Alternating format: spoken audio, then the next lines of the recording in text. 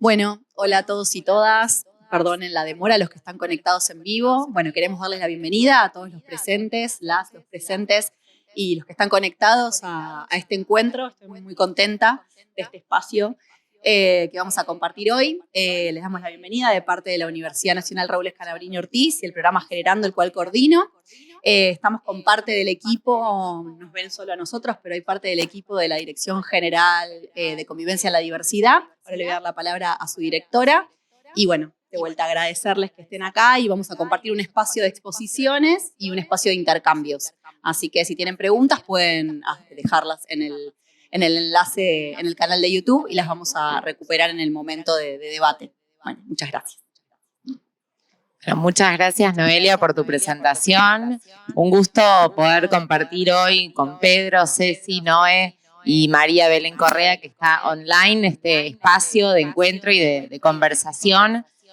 Mi nombre es Natalia, soy directora de Convivencia en la Diversidad, que es una dirección que trabaja todo lo que tiene que ver con políticas de protección y promoción de derechos de las personas LGBTIQ desde el gobierno de la ciudad.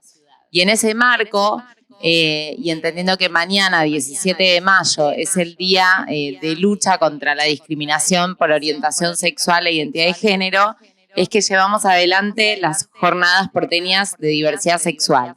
Lo hacemos hace 11 años, es una ley de la Ciudad de Buenos Aires, y mañana, digamos, también las realizamos en la Casa de la Cultura. Y teníamos muchas ganas de compartir también con la universidad algo de lo que estamos hablando en las jornadas y a lo largo de todo este mes, también en la Feria del Libro. Por eso, bueno, invitamos referentes del colectivo, como es Pedro Paradiso Sotile, que ahora Ceci lo va a presentar, y María Belén Correa, para que nos cuenten un poquito desde su perspectiva cómo vive la diversidad sexual estos 40 años de democracia, ¿no? Con esta conmemoración tan importante que vivimos como sociedad, nos parecía interesante este año reflexionar sobre los aciertos y las conquistas, pero también las deudas que tenemos como sociedad para con el colectivo LGBTIQ. Así que bueno, le doy la palabra a Cecilia Rodríguez, que es coordinadora del programa Va Convive, que llevamos adelante desde la dirección, así que... Bueno, ¿qué tal? Buenas tardes a todos, todas. Un placer estar compartiendo este espacio con ustedes como parte de la dirección y también como parte de la universidad. La realidad es que es un espacio muy lindo. Y bueno, no voy a robar más tiempo. Le queremos dar la palabra a Pedro Paradiso, que es militante defensor de los derechos humanos del colectivo LGBT, presidente de la Fundación Igualdad y director de la Asociación Internacional de Lesbianas, Gays, Bisexuales, Trans e Intersex para América Latina y el Caribe. Pedro también es fundador del colectivo Arcoiris, una organización emblemática de la diversidad sexual de la ciudad de Rosario.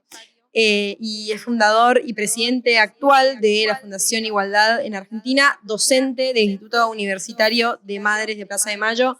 Así que un placer tenerte acá, Pedro. Te damos la palabra y somos todos oídos. Bueno, muchísimas gracias a ustedes. La verdad que es un orgullo, un honor poder compartir la mesa, también tanto por la universidad, el ámbito, por la dirección, y sobre todo en una semana, en un mes tan especial, tan importante, y un año tan importante, ¿no? Porque coinciden como varias fechas y creo que es interesante poder compartir algunas reflexiones y algunas ideas y algunos pensamientos en relación a estos 40 años de democracia que supimos conseguir, y que también para nosotros como comunidad, como colectivo, ha sido una lucha y sigue siendo aún una lucha, y por qué también comentar y reflexionar de por qué también para muchos de nosotros la democracia llegó, pero llegó más tarde, e incluso para muchas personas sienten que aún no llegó la democracia en su totalidad, ¿no? En cuanto, ya vamos a hablar, digamos, un poquito de qué pensamos de democracia, ¿no? Y creo que no podemos dejar de mencionar como dos cosas que podemos tejer, digamos, entre lo que es el 17 de mayo, una fecha también histórica, porque es una fecha internacional, aparte de la local, como bien comentaba Natalia, el Día contra la Discriminación por Orientación Sexual e Identidad de Género. Internacionalmente se habla del Día Internacional contra la Homofobia, la Transfobia, la Lesbofobia, la Bifobia. Nosotros decimos el LGBT odio. Son distintas maneras, ¿no? que expresan y que se expresan o que expresan o que intentan enunciar o denunciar una problemática que nos debe poner como en alerta, y que yo creo que es una de las primeras cosas que me gustaría hacer, esa conexión, ¿no? Entre estos 40 años, pensarnos hace 40 años atrás, el comienzo de la democracia, luego de la terrible dictadura cívico-militar, eclesiástica, empresarial, que azotó a nuestro país y que tuvo que ver también con esa dinámica y con esa violencia, con ese odio hacia lo diferente, con esa mirada, ¿no? Hegemónica del poder, binaria, machista, patriarcal, con ese poder y esa imposición, ese mandato, digamos, de la sexualidad, de las identidades, de la falta, ¿no? de libertad, de autonomía, de autodeterminación, de ser uno mismo, ¿no? De que cada uno pueda vivir y ejercer su vida, su sexualidad, su identidad de género, su expresión de género, su característica sexual, la pueda vivir con absoluta libertad y con respeto y el reconocimiento por parte de un Estado que no solamente nos daba la cara, nos daba la espalda, más que la cara nos daba la espalda, no nos daba la cara, nunca quería mirarnos a los ojos, porque obviamente era la vergüenza de la desigualdad, de la persecución, del horror, que ahora vamos a contar pequeñas cositas como para entenderlo.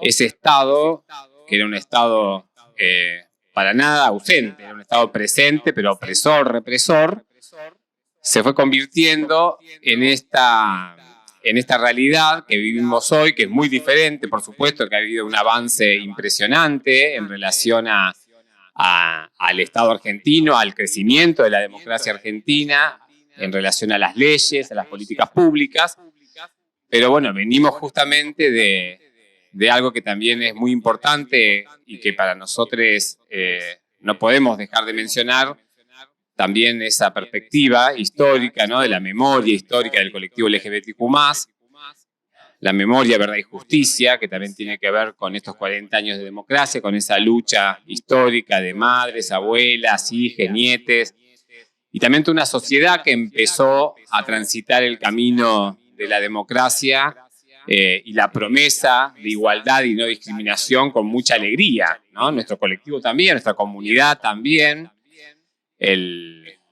Quizás todavía no estaba muy enmarcado y podemos hablar, a veces voy a decir movimiento, a veces comunidad, a veces colectivo, porque bueno, hoy no es el objetivo de la charla, pero tratando, digamos, de hacer justamente ese nexo, ¿no? Esa democracia, esa promesa de libertad, de derechos humanos, de igualdad, de no discriminación, de paz, de no violencia. Y lo que nos pasó fue justamente que el tiempo nos fue dando una realidad diferente, ¿no? Porque esa libertad que nos habían prometido y que también nosotros, como parte de la sociedad argentina, sentíamos con el comienzo de la democracia, hubo como un darse cuenta fuerte, muy rápido, digamos, de que esa democracia no era para todos aún, no era tan inclusiva, no era una democracia para todas las personas que vivíamos en el país, y sobre todo, aparte, para diferentes colectivos, ¿no? Dentro también no solamente de la diversidad o disidencias sexuales, sino también muchos otros. Pero específicamente sobre el tema LGTBIQ+, muchas personas de la comunidad continuaban siendo totalmente y continúan siendo totalmente discriminadas, excluidas, perseguidas, encarceladas, privadas de su libertad, torturadas, ¿no? Asesinadas. Una situación que en aquellos momentos, en la década del 80, el comienzo de la democracia, todavía era muy tangible y se vivió durante muchas décadas después, ¿no? Porque aquellos gritos, aquellas consignas históricas, hablando de la memoria, ¿no? Que también es tan importante. Yo siempre digo que un movimiento, ¿no? Una comunidad sin memoria, no tiene ni presente ni futuro. Por eso también es importante, digamos, decir esto que hablaban ustedes, compañeras, de los referentes, ¿no?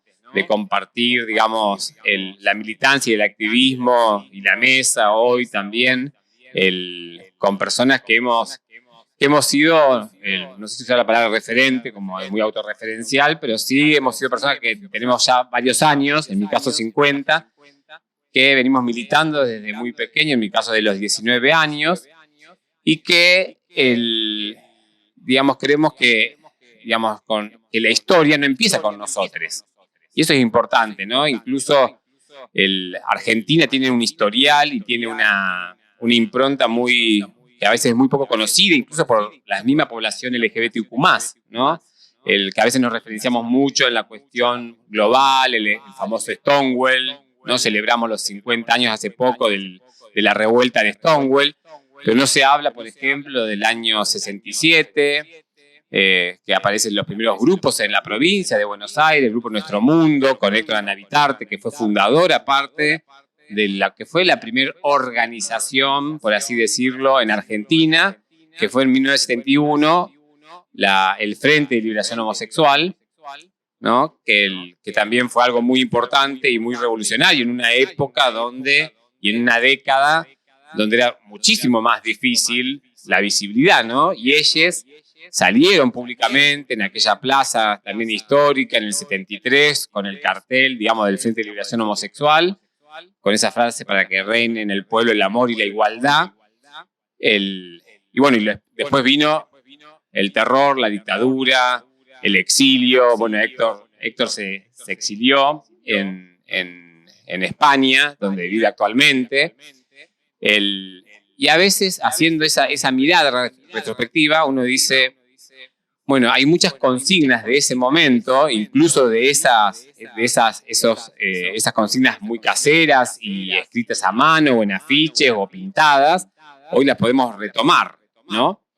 Y muchas, por supuesto, no, porque hemos tenido un montón de avances, que también es importantísimo, ¿no? Porque obviamente hoy tener leyes como la ley de matrimonio igualitario, la ley de identidad de género, el nuevo Código Civil y Comercial, obviamente que ahí sobre todo cambió, creo que dos cosas importantes como para meter como ejemplo, ¿no? Por un lado, creo que lo más revolucionario fue, y lo más importante para la democracia argentina, fue la ley de identidad de género. Y digo esto porque sobre todo la comunidad travesti trans fue la comunidad más excluida, más perseguida, más discriminada. Que María Belén, no me voy a explayar demasiado en esto porque María Belén va a comentarnos sobre esto, pero sí quería enunciarlo porque es muy importante. Esa exclusión terrible, esa expectativa de vida terrible, esas muertes terribles, ¿no? Solo sí. para ir preguntándote un poquito y que nos cuentes más, ¿no? Estaba bueno lo que vos decías, que en otras palabras, que la persecución al colectivo LGBT no empezó ni terminó dentro de lo que fue el marco de terrorismo de Estado, ¿no? Entonces, por eso nos parecía importante también tu perspectiva. Claro, porque claro, cuando esto de este despertar democrático, esta construcción democrática, esta promesa que yo decía recién, tenía que ver con esto, ¿no? Cuando nosotros pensábamos que, bueno, que iba a terminarse la persecución, que iba a haber una igualdad, pero lamentablemente luego siguió la opresión y la represión al colectivo, al movimiento, ¿no? Todavía no era movimiento en ese momento, después podemos charlar un poquito, pero bueno, nace la histórica comunidad homosexual argentina en el 1984, con su primer presidente, que un referente histórico, un amigo, Carlos Jáuregui, cómo no nombrarlo, no recordarlo, y también que él justamente fue una de las voces, una de las visibilidades más importantes en ese momento, que articuló parte del movimiento en esa integración LGBTQ+, que hablamos tanto ahora, pero que antes no era tan común, estábamos como más divididos entre las orientaciones sexuales, las identidades de género. Y esto que vos decías ¿y cómo lo vivíamos? No era solamente una sensación o era la falta de políticas o la falta de leyes que faltaban concretamente. Lo peor de todo era que existían leyes específicas que nos condenaban, que nos criminalizaban, ¿no? Como los famosos edictos policiales, los códigos de faltas en las provincias, donde tenías hasta penas privativas de la libertad, penas de prisión, por el solo hecho de ser travesti o ser... la comunidad, digamos, gay, sobre todo en ese sentido, lesbianas, gays, bisexuales, ahí más que nada era una cuestión más dirigida a las expresiones de género que tenían que ver más con lo que nosotros decimos la mariquita, ¿no? Tenía que ser como muy mariquita para que la policía o la fuerza de seguridad te encarcelen o te hagan alguna causa. Y ahí empezamos a transitar justamente y a vivir una generación que pensábamos que no iba a ocurrir, empezó a vivir esa opresión, esa discriminación, ese encierro, esa privación de la libertad, esas miradas, esa imposibilidad de transitar libremente las calles, ese señalamiento, ¿no? Tan fuerte, porque justamente no había una educación y una promoción de los derechos humanos de forma integral, universal e inclusiva, sino que al contrario, ¿no? Estamos hablando, parece mucho, pero en realidad nuestra democracia es joven, tenemos 40 años de democracia interrumpida que es para celebrar, y en ese traspaso muchos de nosotros tuvimos que soportar justamente esa desigualdad, esa discriminación, esa exclusión. ¿Y qué significa eso? ¿No? Porque también a veces es importante entender, ¿no? Claro, cuando uno decía, yo a veces cuento como 2 o 3 cosas en lo personal, me acuerdo también para hacer un poco de historia, en lo personal, por ejemplo, la primera vez que sentí que el himno argentino me identificaba fue con alguien también muy especial en mi vida, que está en el arco iris, César Sigliuti, mi hermana, de la vida y de la militancia, que cuando se aprobó la ley de unión civil en Cava, en la Ciudad Autónoma de Buenos Aires, en el año 2002, ahí fue que nos miramos, ¿no? Y dijimos, el término igualdad tomó como una dimensión real, concreta, ¿no?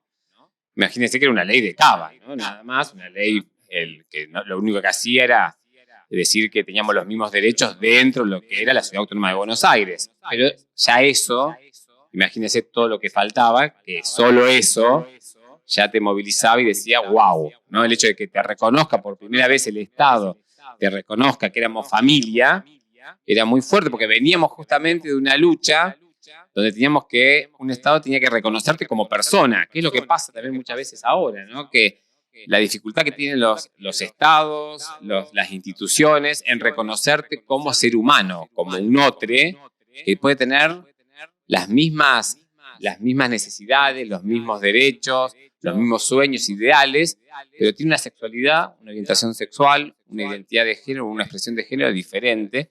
Y cómo cuesta y cómo costó, porque esto estamos hablando también de muchas vidas, ¿no? De ese odio que hablábamos antes, este día que se instaura, digamos, justamente para denunciar, también podemos, ¿no? Como engancharlo también con esta campaña muy importante de no al odio que está promocionando Naciones Unidas, porque también, ¿qué es el alerta que decía al comienzo de la charla, ¿no? El alerta está porque hay una avanzada hoy frente a estos avances, ¿no? De derechos, de igualdad, de no discriminación. Hay una contraofensiva, una avanzada de los grupos antiderechos, de los grupos conservadores, de los grupos que no quieren perder ese poder hegemónico de decidir, digamos, cómo tiene que ser formada una familia o cómo tiene que ser tu sexualidad o a quién tenés que amar o cómo tenés que vestirte o cómo tenés que ser, ¿no? Desde tu identidad de género o tu expresión de género, cómo va marcando esos momentos. Y por el otro lado, la otra, digamos, anécdota o la otra vivencia que también marca fuerte también el estigma y la discriminación, tiene que ver con momentos históricos también, porque incluyó la democracia argentina, también empieza una pandemia que fue la pandemia del SIDA, el estigma, ¿no? Y la discriminación que le llamaban la peste rosa, ¿no? Que también éramos culpables, éramos responsables por el solo hecho de nuestra orientación sexual. ahí sobre todo más encaraba la cuestión de varones gays, homosexuales, que éramos los responsables, los culpables de esta enfermedad, ¿no? Y ahí, digamos, también el sentir, ¿no? de cómo una sociedad y cómo sus diversas instituciones y cómo el Estado argentino también cuánto le costó, ¿no? Porque hasta el año, ¿por qué decía que la ley de identidad de género fue como revolucionaria? Porque hasta el año 2012, bueno, que hace poquito se cumplió otro hermoso aniversario, hasta el año 2012 había provincias que todavía tenían en sus códigos de falta los artículos que reprimían y criminalizaban a las personas travesti trans, y a personas homosexuales o LGBTQ+, ¿no? Y que eran utilizados y que a veces son también utilizados a veces con otros artículos, ¿no? Se utilizaban para muchas cosas, pero bueno, fue como los resabios de esa dictadura. Bueno, la CHA nace en un lugar emblemático de Buenos Aires, en una discoteca, en Contramano, que también, ¿no? Habla también de lo importante y también de todo un símbolo, ¿no? Porque era Contramano, era se centraba, digamos, un subsuelo, un sótano escondido, ¿no?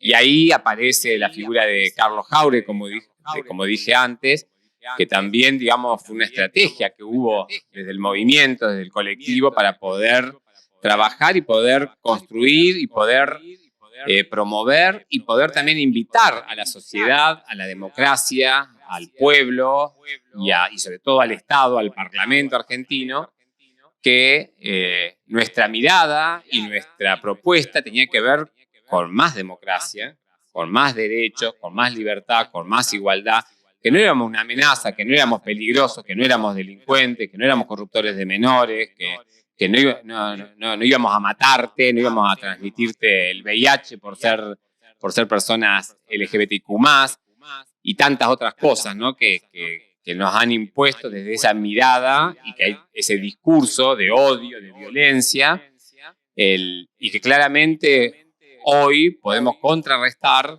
con estas leyes que estuvimos mencionando, pero también, digamos, esa es la alerta que hacemos nosotros y que hacen también, ¿no? las organizaciones internacionales, los organismos internacionales, en este año, incluso en este momento, estos grupos antiderechos que obviamente no soportan la democracia en realidad.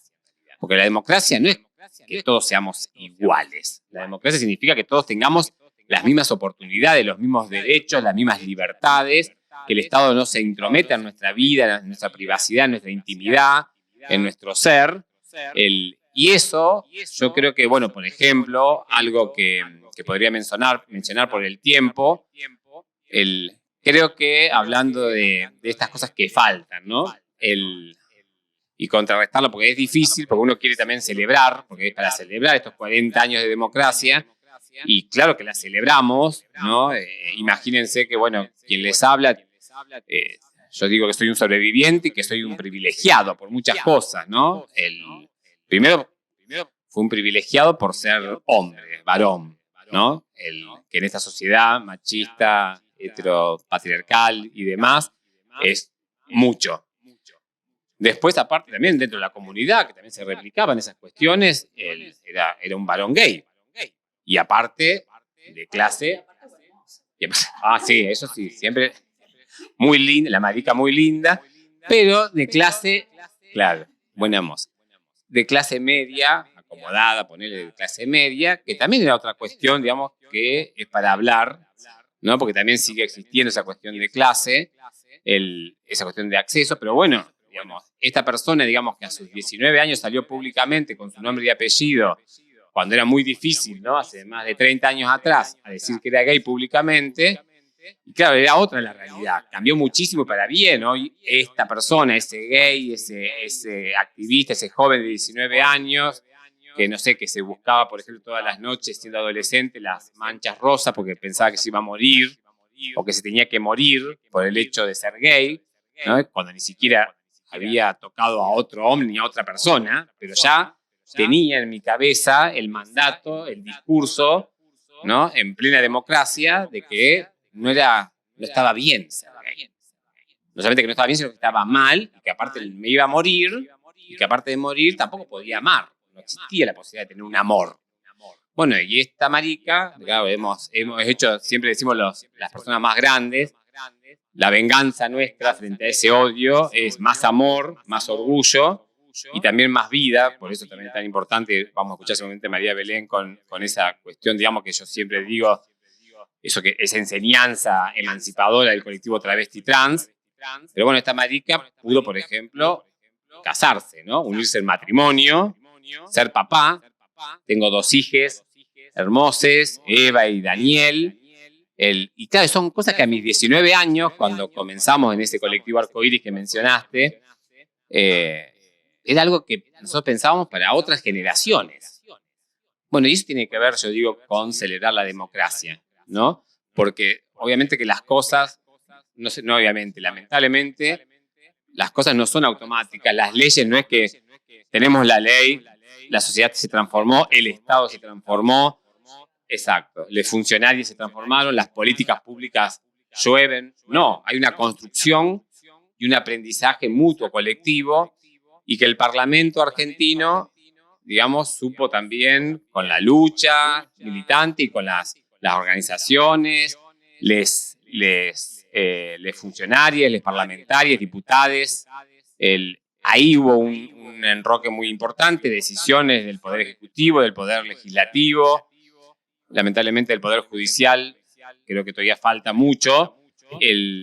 Pero bueno, hay una cosa que sí no me quiero olvidar, que es un reclamo histórico, miren que recién se me vino a la memoria, hablando de discriminación, de igualdad, desde su creación como ley nacional antidiscriminatoria, la 23.592, que venimos peleando desde el año 88, me acuerdo siempre de las reuniones y los proyectos que fuimos, todos los años presentábamos proyectos en el Parlamento Nacional para modificar la ley antidiscriminatoria y que se incluya la orientación sexual, identidad de género y características sexuales y expresiones de género como causales, porque no están aún hoy en una deuda de la democracia, es una deuda de Argentina para nuestro colectivo y para muchas otras cosas también, y que tiene que ver con esa mirada, ¿no? Y ahí se engancha mucho con esto que también tiene que ver con ese mundo, esa transformación social, cultural, económica, política que solicitamos y que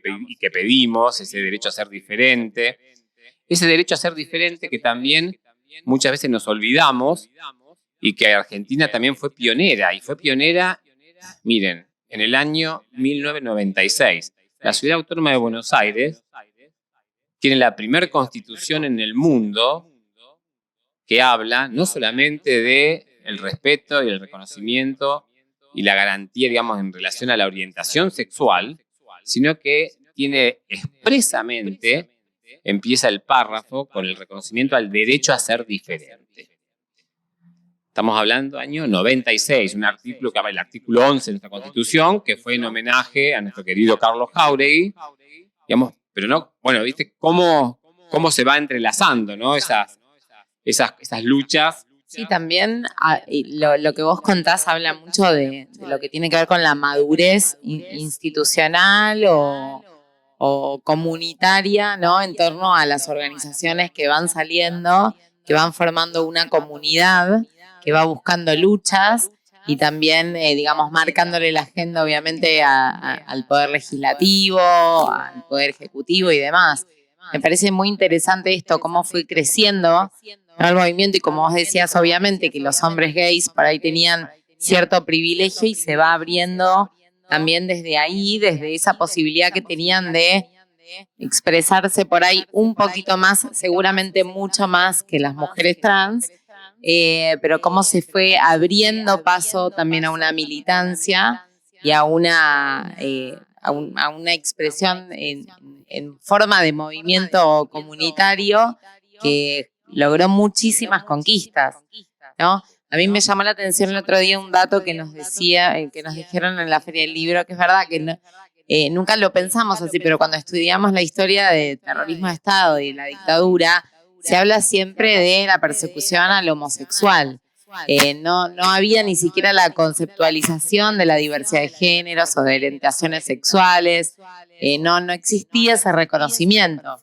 ¿No? Y bueno, ahí me trajiste, estamos con el tiempo, creo que ahí, pero ahí me trajiste a la memoria, bueno, María Belén también le doy pie, porque María Belén también participó de ese encuentro histórico, que fue también un momento bisagra para nuestro movimiento, como creo que también fue la primera vez, que ahora creo que está ahí un poco, hay que construirla de vuelta, a la comunidad LGBTQ+, que tuvo que ver, y ahí para cerrar, ¿no? Esta primera parte, que fue el primer encuentro, bueno, ya la palabra, ¿no? El primer encuentro nacional. En aquellos momentos empezamos diciendo de minorías sexuales, se hablaba, después de lesbianas, gays, bisexuales, trans o travestis, la palabra trans era más transgénero, y esto, ¿no? Esto de las palabras, de las letras, empezar a sumar, ¿no? De empezar a nombrar, a visibilizar, a incluir las marchas del orgullo, ¿no? Que hoy son históricas y lo maravilloso, digamos, porque bueno, yo vengo también de aquel, todavía tengo que cambiar porque tenemos que decir del interior, que no es interior en realidad, ¿no? O sea, somos del país, pero bueno, que con esa cuestión, ¿no? de centralidad, también la marcha del orgullo es muy famosa, la de Buenos Aires, porque es multitudinaria, ya pasamos del 1.000.000 de personas, pero lo más maravilloso, aparte de eso, tiene que ver con que en cada rincón de nuestro país las personas se movilizan, los colectivos, las organizaciones, la diversidad en su conjunto, toma el Día del Orgullo, la Semana del Orgullo, para poder expresarse libremente. Y eso tiene que ver con la democracia, eso tiene que ver con lo hermoso de poder, la libertad de expresión, pero sobre todo la libertad de ser y mostrarse como uno quiere ser. Y creo que ahí es también un momento bizarro, un momento histórico, en ese año 96, que fue también el primer encuentro nacional. Así que creo, como para cerrar mi participación, creo que una de las cosas más importantes que tenemos para celebrar y para afianzar tiene que ver con esta mirada, digamos, de la historia, esta invitación a ser parte, porque vivimos en momentos, ¿no? En momentos históricos y en momentos tanto nacionales como internacionales extraños, no sé, contextos difíciles, un mundo en guerra, ¿no? Esto que vos decías, como que la humanidad no aprende, ¿no? O sea, el ser humano, como que no aprendemos por esa falta de educación, por esa falta de memoria, a animarse, ¿no? A que las personas se animen a militar, a continuar, a tomar la posta, a compartir, y que la militancia es muy diversa y no es solamente el dar la cara públicamente, sino que la militancia tiene que ver con otras cosas, empieza en uno, empieza en casa, empieza en el barrio, empieza en la escuela, empieza en las plazas, empieza en las instituciones educativas, empieza en la sociedad, empieza ahí. Y de la memoria colectiva, ¿no? Porque por ahí hay mucha gente que nos está escuchando que no tiene muy en claro en qué momento fue que las personas del colectivo empezaron a tener determinados derechos que antes no, y tener una memoria colectiva sobre esos acontecimientos me parece importante para entender que cuando se hace una discriminación positiva o se trabaja especialmente en un tema, no es, digamos, ni obsesión, ni marketing, ni nada por el estilo, sino que tiene que ver, ni moda, sino que tiene que ver con una democracia muy joven, por decirlo de alguna manera, ¿no? No estamos hablando de 40 años, estamos hablando de 10 años nada más que las personas trans, por ejemplo, tienen ley de identidad de género. Es muy temprana esa democracia para derechos tan básicos como ser y expresarse libremente. Una cuestión que agregar en línea con lo que vienen diciendo, ¿no? Lo escuchaba a Pedro y en todo momento se me venía esta idea de que hay que seguir resistiendo en un punto, ¿no? Esto de que no hay un punto de llegada, sino que esos espacios que también fuiste transitando y cómo se pasó como de esta cosa más, digamos, oculta a empezar a visibilizarse, que la cha nazca, ¿no? En un sótano, digamos, eran los espacios que había, se hizo comunidad de esa forma, y creo que en la memoria colectiva traer estas anécdotas, experiencias y hacerlas colectivas nos permiten, como decía Natalia, entender hasta dónde llegamos. No fue por arte de magia, hay colectivos, movimientos y mucha gente que lamentablemente ya no está en el camino, entonces creo que también en homenaje a ellos, a ellas, a ellos, ¿no? Celebrar. Yo venía para acá y decía, qué emocionante estar yendo a la universidad y que haya un espacio para poder conversar de estos temas. O sea, terminamos naturalizando muchas veces, ¿no? Los espacios, más cuando uno trabaja en cuestiones que ya lo tenés recontra naturalizado, y no hay que naturalizarlo justamente porque hay que seguir, me parece, dando batalla, resistiendo, ¿no? Eso, quería compartir con ustedes lo que me venía a la mente. Sí. Nada, y bueno, no, me vino lo emotivo, y cierro, prometo que cierro. Sí, lo digo, esto que mencionabas, es tan importante porque tiene que ver con lo vivencial, ¿no? Tiene que ver con esa hermosa oportunidad que tenemos y que muchas veces también nos hemos negado, ¿no? Por miedo, por temor, o porque aprendimos a ocultarnos, aprendimos a mentir, ¿no? Las personas LGBTQ+ nos enseñaron a eso, ¿no? Entonces, ese salir del closet, eso visibilizar esa resistencia, esa furia. Y hablando de furia, claro, se me viene la palabra a la mente, nuestra querida Loana Berkins, Yana Zacayán. Yo siempre digo, y acá termino, ¿no? Digo, lo emancipador, y a mí, digamos, el orgullo con Carlos fue quien me permitió sentir orgullo por primera vez en mi vida, siendo adolescente y mirándolo en la tele. Después tuve el orgullo de compartir la militancia, como con César. Pero quienes me marcaron también fuertemente la lucha y la resistencia, y aparte también eso de sobrevivir y tomar la vida desde otro lugar para poder resistir, fue sin lugar a dudas gracias a Loana primero, ¿no? A muchas travestis trans, que ahora vamos a escuchar a María Belén, a Nadia Echazú, histórica, referente travesti que participó con nosotros también en el encuentro nacional. Porque siempre digo, digamos, que más allá de esos privilegios, y cómo son privilegios, ¿no? Yo no creo que si hubiese sido travesti trans hubiese resistido y hubiese sobrevivido. Bueno, muchas gracias, Pedro. Un placer escucharte.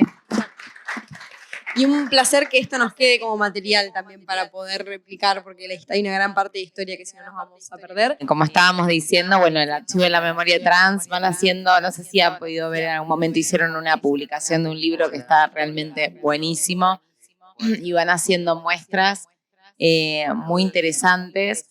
Hace unos años en pandemia tuvimos la suerte de conocer a María Belén.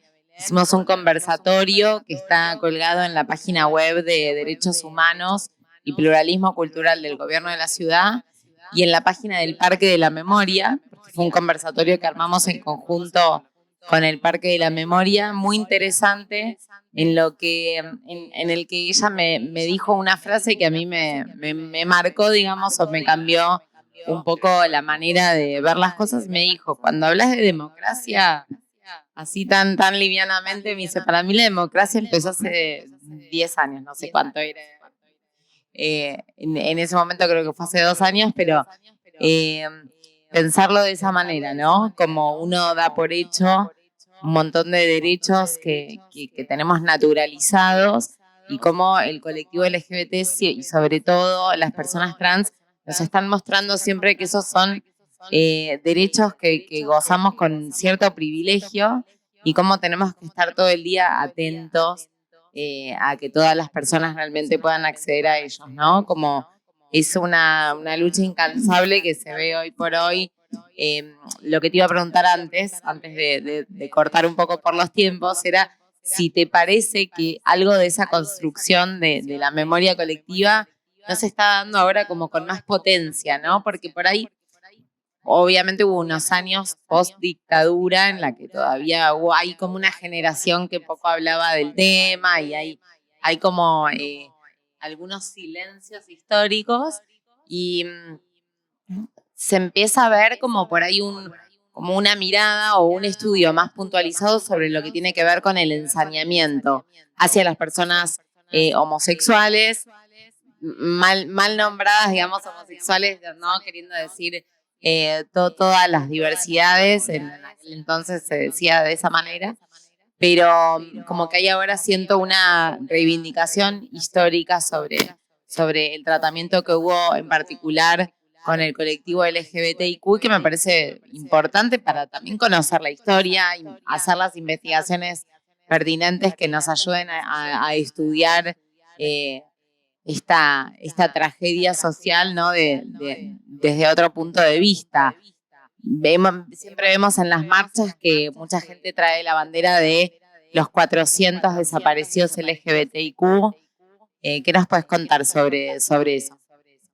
Bueno, sí, la verdad que es muy importante porque, como decíamos al comienzo, ¿no? Esa memoria colectiva es la que tenemos que rescatar, y la que estamos rescatando, la que tenemos que luchar y resistir y no abandonar jamás, ¿no? Porque ese nunca más, digamos, siempre tan ahí, ¿no? Siempre tan nuestro también para presente, para poder romper con ese paradigma de silencio cómplice, de impunidad, de negacionismo, ¿no? De cómo la democracia empezó a despertar y a dar luz y a visibilizar y a permitir, con todos sus vericuetos y todas sus dificultades, pero bueno, por supuesto es el camino, es lo que es la construcción, y esa mirada también histórica, ¿no? Porque ese ver, digamos, las nuevas generaciones y también la responsabilidad que tenemos quienes tenemos más años, vamos a decirlo de esa manera, quienes tenemos mayor responsabilidad por el tiempo transcurrido, por la militancia de los años, porque todo esto, ¿no? Como decía yo antes, no nació ahora, no nació con nosotros.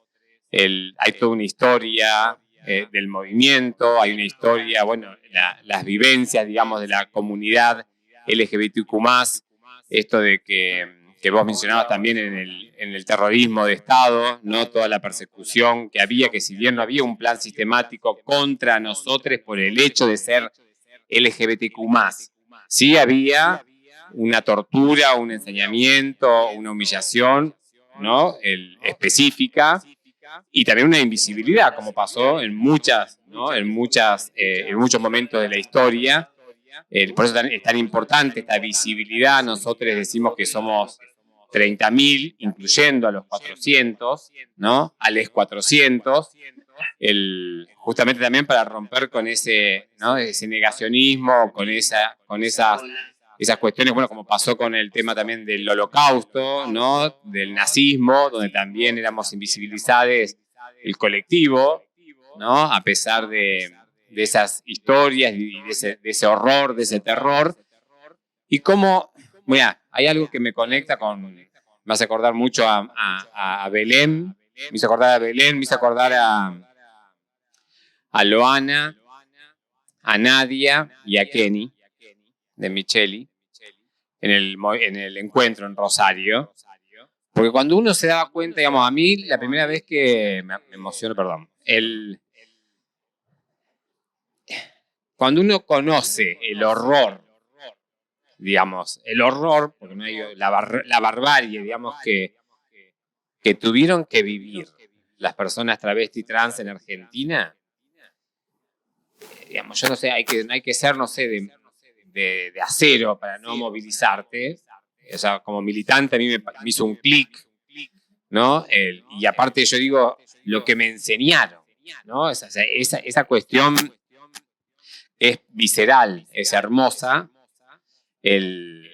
porque desde ese dolor, desde ese horror, ellas construyeron y fueron parte esencial para hablar de comunidad. Tal cual, ahí ya está Belén, y quería decir esto, ¿no? Como hace un rato mencionabas, ¿no? En esa empatía, obviamente, que se genera en comunidad de ponerse en el lugar del otro, que no es lo mismo que experimentarlo, pero esto que decías, no sé si hubiese sobrevivido si era una mujer trans, un varón trans, ¿no? Así que, bueno, reivindicar la lucha de de las compañeras. Bueno, Belén ya está conectada, estamos preparados para escucharla. Gracias, Belén, te damos la bienvenida, perdón los inconvenientes técnicos, y estamos todos acá atentos, escuchándote. Bueno, primero, saludando tanto tiempo. La última, mira, de viajada, la última vez que nos vimos fue en Roma, en persona. A ver, ¿por dónde empezar? Como un poco adelantó Pedro, la democracia de las personas trans tenemos recién a partir de 12 años, 11 años, cuando tenemos la ley de identidad de género, cuando el Estado dejó de perseguir a una población.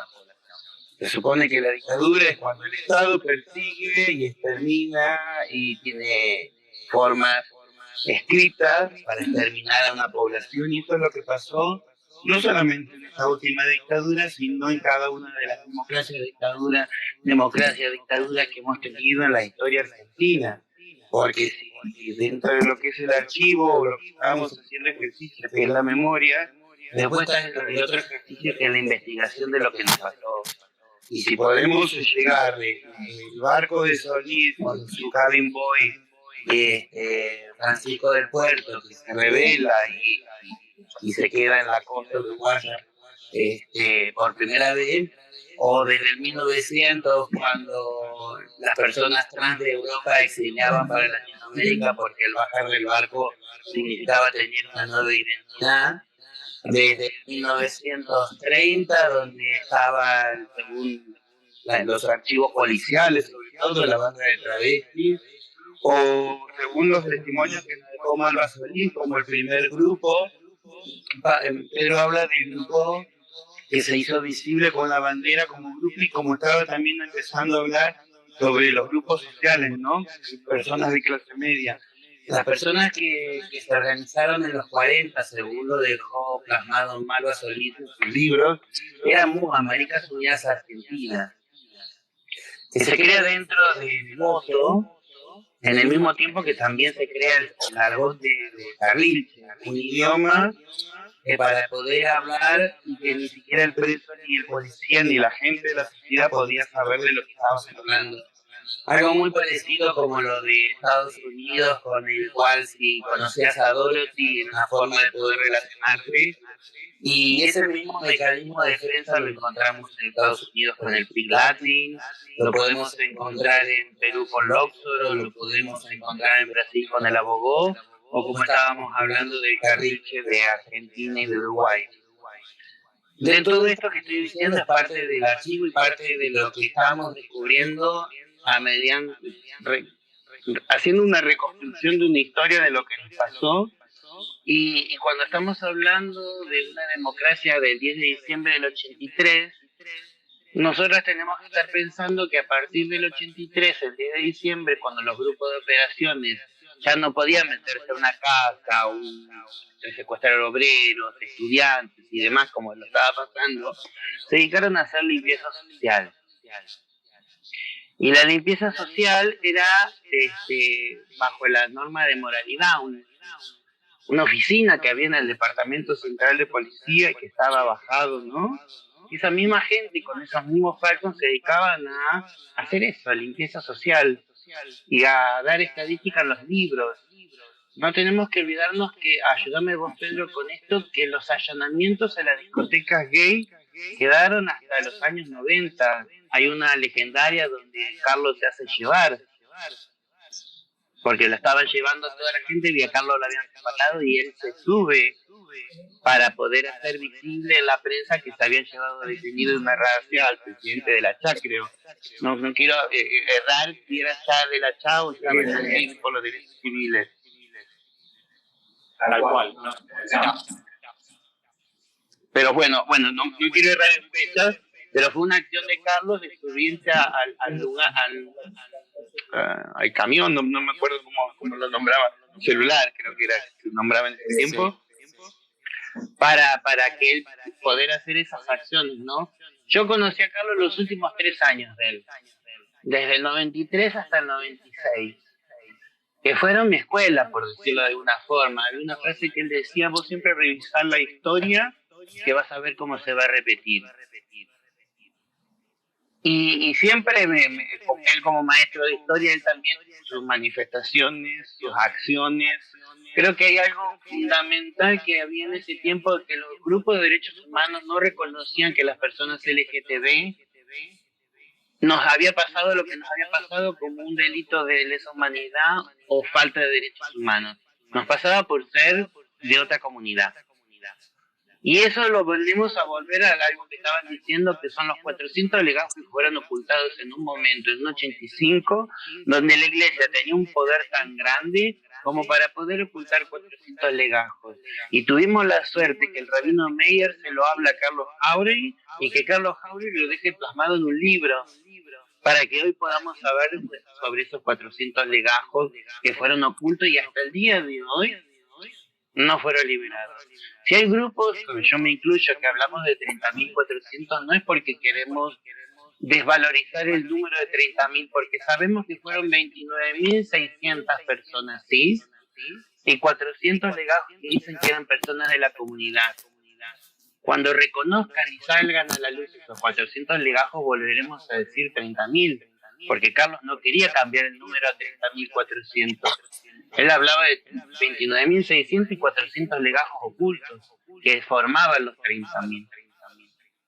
También dejar aclarado eso. Todas las imágenes que están viendo, creo, son parte del archivo de la memoria trans. Es un trabajo que venimos haciendo coincidente con la democracia nuestra, muy parecido al trabajo de madres y abuelas que empezaron a juntar material y a partir de la democracia se hicieron visibles. Nosotros estas eran colecciones y cosas que guardábamos durante muchos años y se hicieron visibles a partir del 2012 con nuestra democracia. Coincidiendo también con la muerte de Claudia Piava Draco, muerte que fue 3 meses antes de que se sancionara la ley. Fue una de las últimas compañeras que fue enterrada, o fue puesta en una bóveda con su nombre de nacimiento, y a partir después de esa ley de identidad de género, a mí me van a poder enterrar con el nombre que dice Mirenei. Hablando de números, y miramos el RENAPER de las personas que han hecho el cambio registral, estamos hablando de 9.000 personas que han hecho ese cambio, ¿no? Y de esas 9.000 personas, el 14% son menores de 40 años. Eso significa, y el 42% son menores de 30. Eso significa que son todos hijos e hijas de la identidad de género. Que vino a cambiar un promedio de vida que había en todo lo que era Latinoamérica de 35 años. Hoy con la ley de identidad de género pudimos subirlo a 40 ese término, a ese número que hace de que yo con 50 años diga, bueno, tengo 10 años de más. De que me haya salvado la medicina de Alemania y no la medicina de Argentina, porque si hubiera estado cuando estaba en vacaciones con la medicina de Argentina y por ser travesti en una clínica privada, yo me estaba muriendo del hígado. Y cuando llego a Alemania tenía una meningitis cerebral y estuve internada 1 año. Porque me interesaba salvar a una persona. Sí. Belén, me cuesta preguntarte porque me da miedo hacer rebote con el sonido. Pero bueno, acá estábamos comentando cómo el archivo de la memoria trans un poco nos viene a abrir la cabeza respecto de una parte de la historia que mucha gente no conoce. Me parece interesante que cuentes cómo fue el proceso de apertura, digamos, de estos archivos o de recolección y cuál es el mensaje que ustedes intentan transmitir. El archivo tuvo varias etapas. La primera etapa fue recolectar el material, pero sobre todo sabernos vivas entre nosotros. Un poco la virtualidad, un poco la ley de género y empezar a festejar hizo de esa sensación de que todas queríamos saber dónde estaba cada una. El archivo, la primera etapa fue eso, sabernos vivas y empezar a encontrarnos dónde estaba cada una, estando en Europa o exiliada en parte de Latinoamérica o en la misma Argentina. Después, una vez que cometimos esa etapa y que empezamos a hablar, la etapa original del archivo ya estaba cumplida. Sabíamos dónde estábamos y entre nosotras teníamos las fotografías. un viaje a Canadá y a ver cómo existía un archivo físico, nos trae y nos interpela de que teníamos que eso que estaba de una forma virtual armado colectivamente, teníamos que traerlo de una forma físico. Y a partir del 2015 empezamos a trabajar en un archivo físico para que en el 2017, hasta ese momento veníamos exponiendo en el ambiente LGTB, y en el 2017 expusimos por primera vez dentro de la EXMA, en el Haroldo Conti, con una exposición que se llamó Esta se fue, a esta la mataron, esta murió. Y bueno, y a partir de ahí se nos conoció dentro de lo que son los ámbitos de memoria, de derechos humanos, de exposición, museos. Y bueno, empezar a profesionalizar a las compañeras para que sean ellas las que empiezan a curar y manejar el material y empezar las técnicas de archivísticas, estudiar, aprender, capacitarnos en el área, porque nosotros comenzamos como juntafotos, terminamos como coleccionistas, pasamos como capacitadoras y hoy tengo un grupo de archivistas dentro del archivo, con maestras que están constantemente enseñando el arte de la archivística, de que es la recuperación del material, la protección y el resguardo.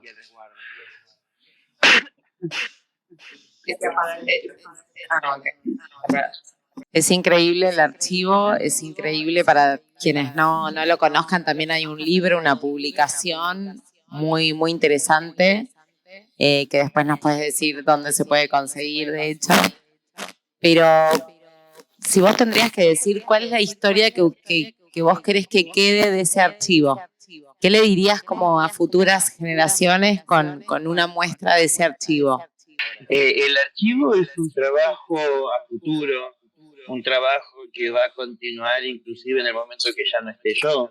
Es una herencia familiar para que puedan saber lo que pasamos, para que no se olviden de MUA, Maricas Unidas Argentinas, para que no se olviden de Carrilche, para que no se olviden de Frente Travesti, una organización que existió en el año 86 y fue disuelta matando a las compañeras en Panamericana. La Frente Travesti existió entre el 86 y el 88, que lo pudimos descubrir gracias al periódico de lo que es casos policiales y todo lo que es la Hemeroteca Nacional, poder rastrear todo eso que si solamente dependemos de la memoria del sobreviviente vamos a poder rescatar algo, pero empezar a revisar archivística, podemos poder descubrir un montón de otras cosas que son parte de nuestra historia. Si pueden poner, antes que se me termine el tiempo, el video del que preparé ahí y con audio para que puedan ver las compañeras trabajando actualmente en el archivo, que me parece que también es distinto. Estaba pensando también de lo que nos costó dentro de la Marcha del Orgullo poder implementar la palabra travesti, y cuando me estaba hablando Pedro del nacimiento del movimiento LGTB real, porque en ese encuentro que se hizo en el Semana Santa del 96, me estaba acordando de eso, en Rosario, salimos de Buenos Aires en un colectivo donde las lesbianas iban adelante, los gays iban en el medio y las travestis en la parte de atrás al lado del baño. Y cuando volvimos de ese lado estábamos todas mezcladas, que es lo que era el símbolo que decíamos, incluso lo decía Carlos, que era el símbolo de que volvíamos como un movimiento LGTB, algo que se ha perdido. Hoy muchos de los grupos se consideran como partidos políticos en vez de grupos de asociaciones en defensa de las personas LGTB. El archivo trata de mantenerse lo más neutro posible dentro de lo que son las diferencias, grietas y peleas y discusiones y diferencias entre los grupos. Trata de solamente mantener una historia y tratar de rescatar una historia de todos los grupos, como poder rescatar a Patricia Gauna, Karina Urbina, como dijiste, Kenny de Micheli, Nadia Chanzú, Mariela Muñoz, tantas compañeras que pasaron, Luana Berkins, Claudia Piabaudraco, y las distintas compañeras, y siempre estoy nombrando las que están en Capital Federal. nos llegamos a nombrar a las que fueron compañeras y líderes en las distintas provincias. Siempre la nacionalización es el centralismo del unitario, ¿no? Que siempre las líderes son, y las que normalmente nombramos son las que pasaron por capital, sino que el activismo y la resistencia fue por distintas provincias. Me ayudaría una pregunta en este momento, porque si no me voy para distintas partes, recordando. La verdad que tu relato es medio hipnótico porque podemos estar escuchándote horas sobre una parte de la historia que no conocemos, así que todo lo que vos quieras contar para nosotros es nuevo y aparte nos quedamos hipnotizados viendo las imágenes porque mientras vos hablas nosotros estamos viendo el video con el loop de fotos. Pero bueno, también un poco, ahí se escucha. También un poco, bueno, la razón de este encuentro era de alguna manera hablar de la diversidad sexual a 40 años de democracia y en ese sentido, y como para ir de alguna manera concluyendo la actividad, te pregunto como para que nos des desde tu punto de vista cuáles son las deudas que aún tenemos como sociedad para con la diversidad, para con las personas trans, si nos querés hacer un cierre de esa manera. Como decía Carlos Jauri, siempre hay que mirar la historia dentro de una resistencia y que para poder llegar a tener las leyes que hoy tenemos, hubo personas que fueron las que pusieron el cuerpo y que estuvieron al frente, que estaban en esas manifestaciones en frente de las comisarías y hacían manifestaciones semanalmente, salían con esas parcantes escritas a mano que hablaba Pedro. La mayoría de esas compañeras fueron las que quedaron totalmente fuera del sistema de cupo laboral, fueron las que quedaron fuera del sistema de salud, fueron las que quedaron fuera del sistema totalmente, porque son mayores de 50, no sirven para poder trabajar, no sirven para jubilarse. Entonces, mirando la revisión de la historia, nosotros nos falta la etapa del 85, la de la reparación histórica para las compañeras que pasaron todo lo que estoy contando. Porque la pregunta es, ahora me escuchan de lo que nos pasó, pero hay muchas de ellas, incluyéndome, de que estamos vivas. Yo particularmente tengo asilo político. Soy una persona que a mí me dieron el asilo político en Estados Unidos, una de las peores cortes, para poder demostrar eso, en plena democracia. A mí me dieron asilo político en el año 2004, mientras estaba llegando el crucero gay y estaban inaugurando el Hotel 5 Estrellas Gay en Buenos Aires. A mí en Estados Unidos en el 2004 me estaba dando el asilo político, demostrando la persecución que había sobre el Estado hacia una persona trans. Los edictos policiales se voltean en el 98 gracias a Ángela Bani, un ángel que fue una abogada que tuvimos nosotras, que era la que se desvivía para poder voltear los edictos policiales, que lo logramos en el 98. Pero hasta en el 99 se crea la cárcel contravencional, sobre todo en la ciudad de Buenos Aires, crea una cárcel contravencional y sacan los fiscales a la calle.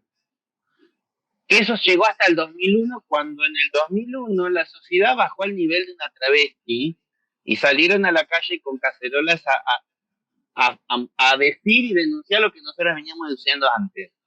Nosotras vinimos antes de La Madre del Dolor, nosotras salimos antes de Gatillo Fácil y nosotras salimos antes de Costechi Santillán para que poder denunciar cuál era el accionar que había policial en ese momento. Recién cuando tocaron la puerta de cada uno, ahí se dieron cuenta y salieron todos a la calle. Ese desarme social que hubo en el 2001 hizo que en el 2002-2003 no te importara si estabas en un comedor sentado al lado de dos lesbianas, si estabas en un comedor enfrente de un gay y si la que te servía la comida era una travesti. Eso fue lo que pasó para que pudiéramos tener un matrimonio igualitario en el 2010 y una ley de identidad de género en el 2012. Hoy lo que nos hace falta es una reparación histórica para las personas mayores de 50 años que tienen todas estas pruebas que estuvieron viendo con estas fotos que vos me decís que son maravillosas. Son estas fotos las que demuestran lo que pasó, porque son fotos de los 80, de los 90. Son fotos sacadas por nosotras mismas en lo peor de las situaciones, en encierros total, y son solamente recuerdos de lo que nos han quedado. Porque estas fotografías sobrevivieron a allanamientos, a inundaciones. Si una persona era detenida 30, 60 y 90 días, cuando salía de esos 30, 60 minutos, 90 días, no quedaba nada, no tenía nada, no tenía un hotel que le habían guardado las cosas. Lo que podía llegar a rescatar era alguien que le había rescatado algo. Y siempre lo que se rescataba era una bolsa de ropa y una bolsa de fotos. Desde este punto creo que es más que nada en sí lo que es hoy en día el archivo. El archivo es la prueba viviente, son 16.000 documentos, 60 acervos que documentan la vida de una persona travesti de 1935 hasta el 2000. Nosotros cerramos hasta la era analógica. Después del 2000 viene la era virtual, que hace que la fotografía sea de otra forma, y ese es un replanteo de los archivos. Estamos estudiando eso, de cómo de acá a 10 años se van a estar archivando las cosas virtuales, ya que, por ejemplo, el Facebook o el Instagram, que es lo que era el diario íntimo antiguamente, hoy se plasma tu día a día de una forma virtual. Tendremos que será otro desafío, cómo vamos a ir ordenando y archivando la virtualidad, pero hoy en día el archivo, como dije, son 16.000 documentos que retratan y muestran, 16.000 documentos colectivos que retratan y muestran lo que era la vida cotidiana de una persona trans, de lo que era una travesti, transexual, transgénero en algún momento que también se dijo. Me gustaría aportar que, por ejemplo, de dónde viene el término persona trans. La persona trans viene a partir del 2002 con la muerte de Silvia Rivera, las migrantes de Nueva York en el 2002 ante la muerte de Silvia, una foto de Silvia que decía respect trans person, respetar a las personas trans. El término trans es muy parecido a lo que había en Argentina, el término traviesa que se usaba en los 90 para poder, porque no se podía publicar la palabra travesti. Como un método de que conocía a la travesti y el hombre, se usaba la palabra travesti para traviesa, para el rubro 59 del diario. Bueno, en Estados Unidos se usaba la palabra trans, era trans girl, trans woman, trans lady, para decir si era chica, adolescente, madura, mediana, si usaba peluca o no, el trainee. De este origen del trans es el verdadero origen. El transgénero es un término gay lesbiano que trataban de el transgender umbrella, donde no sabían dónde meter el queer, el not conforming, todo lo que para el gay lesbiana de clase media estadounidense no entendía qué era todo eso raro, lo metían abajo del transgender umbrella. Por eso a las personas trans no les gusta mucho el término transgender, ya que fue un término impuesto, entonces siempre estamos con el término, y sobre todo que no tiene traducción. Persona trans, el término del artículo va sobre persona, y estoy hablando de las personas trans, estoy hablando de hombres y mujeres, y es una forma de tampoco desnudarme. Yo muy fácil me tengo que estar desnudando cada vez que te digo soy travesti, soy transexual o soy transgénero. Te estoy diciendo tengo peluca, no tengo peluca, tengo relleno, estoy operado, no estoy operado. ¿Por qué me tengo que en la primera presentación desnudarme de esa forma? Eso es una forma muy central, muy que lo hemos debatido entre varios grupos trans, que una vez que después tenga la confianza, yo podré decir si soy travesti, si soy transexual, si soy transgénero, que eso es parte de la confianza una vez que ya me presenté.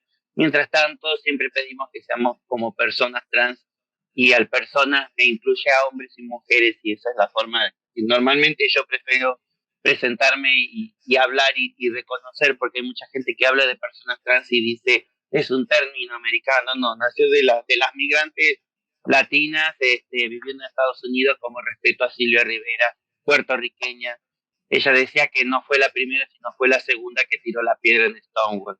Yo no fui la primera, solamente fui la segunda.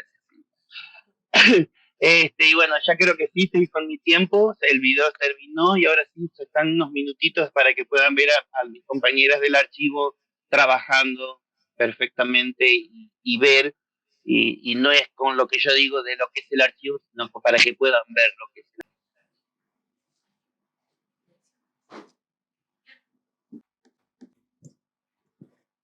Belén, muchas gracias. Como dijo Natalia, uno se queda ahí asombrado, maravillado, dolido, todo junto, ¿no?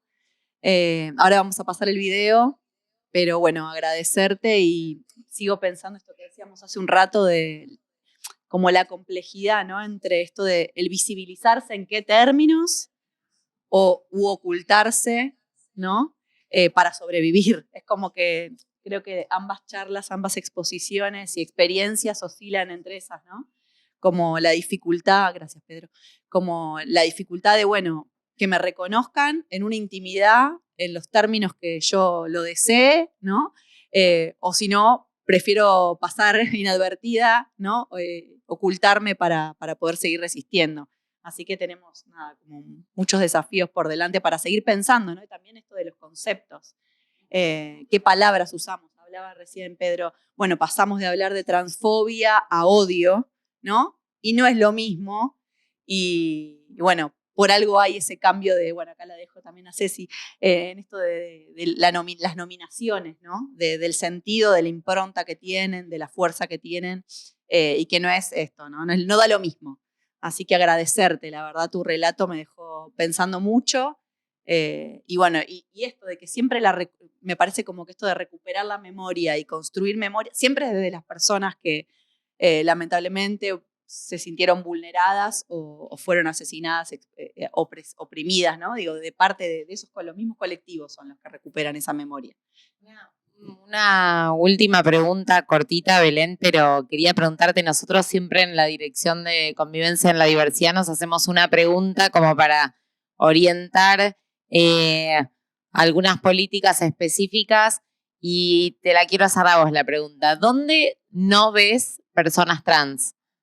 ¿Dónde? Porque digo, cuando vemos esas fotos nos damos cuenta que hubo todo un momento, hay toda una historia, ¿no? Donde las personas trans no circulaban tranquilamente por la calle, no las veíamos en los supermercados, no las veíamos haciendo un trámite, y obviamente esto fue creciendo con la llegada de un montón de derechos y de conquistas. Pero me parece que todavía faltan un montón, y entonces es pensar esto, ¿dónde no ves personas trans? Es difícil a veces pensar dónde no las ves porque lo que yo no veo son personas grandes, personas trans grandes. Yo sí veo juventud, y yo veo lo que vino después de la ley de identidad de género, porque una persona que hoy tiene 20 años, cuando salió la ley de identidad de género, tenía 9. Entonces pudo crecer, pudo capacitarse, pudo entrenarse, pudo estudiar, pudo tener una familia, pudo tener padres que pudieron tener una niñez protegida, algo que nosotras no tuvimos. Entonces creo que más que nada lo que yo no veo son personas trans grandes en los espacios de trabajo, si me tengo que fijar, en los espacios de toma de decisiones. Yo veo gente joven en la cual piensan en hormonas, y por ejemplo personas que hoy trabajan en el Ministerio de Salud que estén pensando solamente en las hormonas, que no estén pensando en planes como las que están pensando en Estados Unidos, que son planes de limpieza del cuerpo, donde haya un grupo de médicos dedicados a la eliminación del silicón industrial, que es una problemática que todas las que tienen mayores de 50 años, que es una bomba de tiempo, que era una intervención casera, porque no tenías ningún tipo de forma de que un médico te viera y pudiera hacerte lo que hoy pueden hacerte en un hospital, porque el hospital tenés la ley de identidad de género, el artículo 11, donde te puedes ver un endocrinólogo y puedes hacer una lista para que te puedan operar. Esa opción la tiene la juventud. Entonces hoy yo tengo chicas que están en distintos lados, chicas jóvenes que están en el ministerio, que nacieron cuando yo pintaba pancarta, y la mayoría de las chicas del archivo les pasa lo mismo. ¿Me entendés? Entonces, no es una cuestión de que las culpables son las jóvenes. Las culpables, la culpabilidad, no sé quizás dónde está, pero yo lo que veo es de que me falta eso. Me falta de que haya una visión sobre las personas mayores, que las que yo te estoy mostrando en la foto, todas no están muertas. Todavía están, pero están con ACV, están en silla de ruedas. A mí me pasó eso, esa imagen la vi cuando tuvimos la exposición en el Bicentenario, en el Museo del Bicentenario, que tuvimos la exposición que fue en conjunto con las fotografías de la Biblioteca Nacional, una investigación que hicimos, que estaba una conversación entre nuestras fotografías en color con las fotografías en blanco y negro que habíamos encontrado en la Biblioteca Nacional, ¿no? Que van a salir en nuestro nuevo libro, nuestros códigos, el que me estabas diciendo que salió la preventa y bueno, ahora está en imprenta y lo van a poder comprar en 2 semanas. Entonces, esto que te estoy tratando de decir de quiénes son las que son visibles hoy en día, quiénes son las que están, y cuando te decía de esa fotografía, esa imagen que yo tengo de todas las chicas mayores de 50 años en el estado en el que están, y cómo están hoy en día, ¿entendés? Entonces, cuando yo digo de que falta una reparación, es eso, falta una visión hacia las personas grandes, y ahí es donde me faltan, donde te digo, hoy yo pensaría de que tendría que haber una casa del teatro donde podían estar las mujeres trans mayores.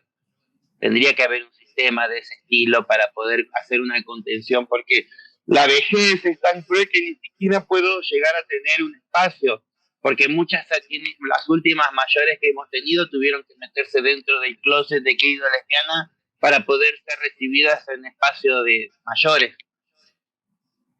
¿Se entiende lo que estoy diciendo? Una persona trans tener que volver a un closet de querida lesbiana para poder ser aceptado en un lugar de ancianos, para poder tener una vejez digna, volver a meterse en closet. Entonces creo que desde ese lado, yo hablo de la gente mayor porque es la que considero que estoy trabajando constantemente, con las que me estoy constantemente hablando. Hoy estaba hablando precisamente para cerrar el relato de una compañera del libro, y de una compañera para una fotografía del libro, y ella me estaba contando de su problema del diabetes, con su problema del EPOC, con su problema del silicón, y eso es constantemente el tema de la contención que tenemos dentro del archivo, es constantemente hablar sobre ellas. Por eso es que si vos me preguntás dónde faltan, es ahí donde faltan. Gracias, Belén. Bueno, te agradecemos un montón tu tiempo, tu entrega, compartir todas estas historias tan íntimas, pero que hacen a una historia colectiva. Así que bueno, siempre es un placer, y cada vez que puedas va a ser un placer escucharte y generar algún espacio para difundir esta historia tan, tan importante. Así que bueno, personalmente te mando un abrazo porque estamos vía Zoom. Y bueno, esto va a quedar colgado para todas las personas que no hayan podido verlo en vivo, va a quedar colgado en la página de la universidad, así que muchísimas gracias.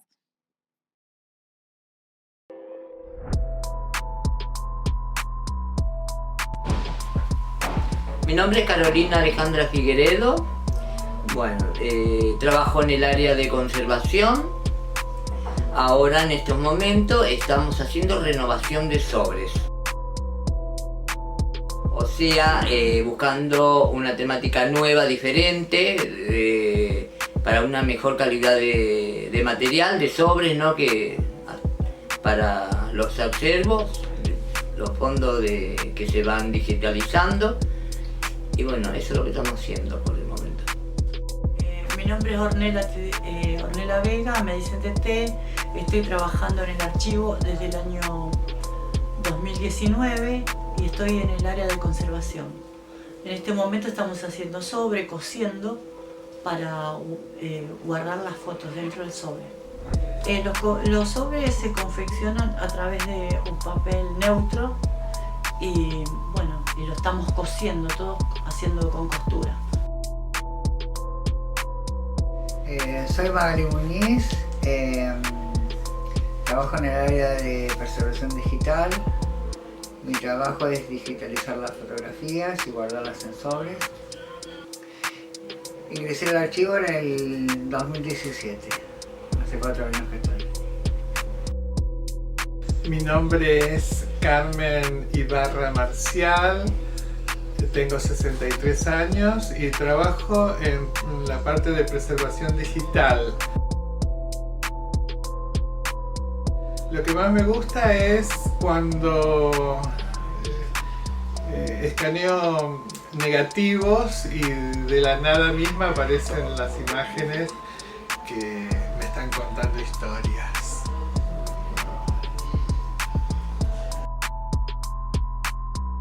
Encontré nuevas oportunidades. Una de ellas es poder expresar lo que siento poder visibilizar mi historia y la historia de mis compañeras.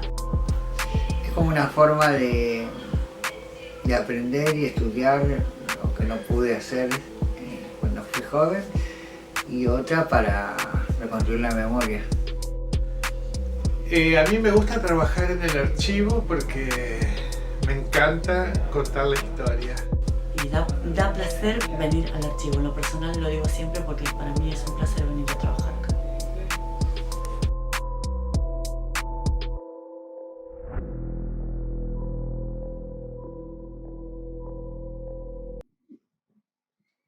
Bueno, hablábamos acá con Pedro todo lo que tuvieron que aprender, ¿no? Para poder construir el archivo, preservar las imágenes. Sí.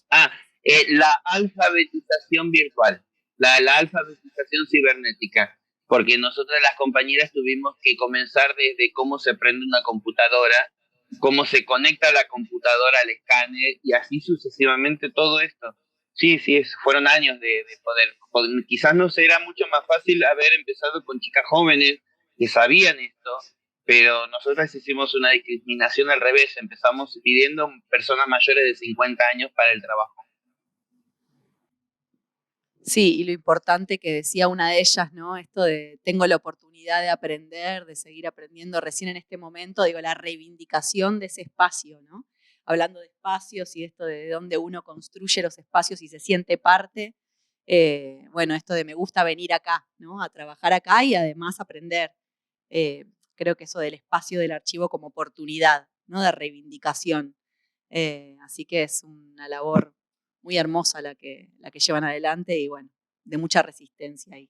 Estoy con la palabra resistencia. Bueno, no, simplemente Belén agradecerte, Pedro también agradecerles el tiempo, el espacio, todas las cuestiones técnicas que tuvimos que atravesar, pero bueno, la realidad es que como dijimos hace un rato, sin estas palabras no podríamos construir esta historia, así que para nosotros es súper importante tener este espacio, este lugar. Sabemos y estamos muy felices de que esto quede como material también para poder seguir transmitiéndolo. Así que si no tenemos más preguntas, más comentarios, nada, muchísimo agradecimiento y bueno, nada, seguir construyendo historia. Muchas gracias a ustedes.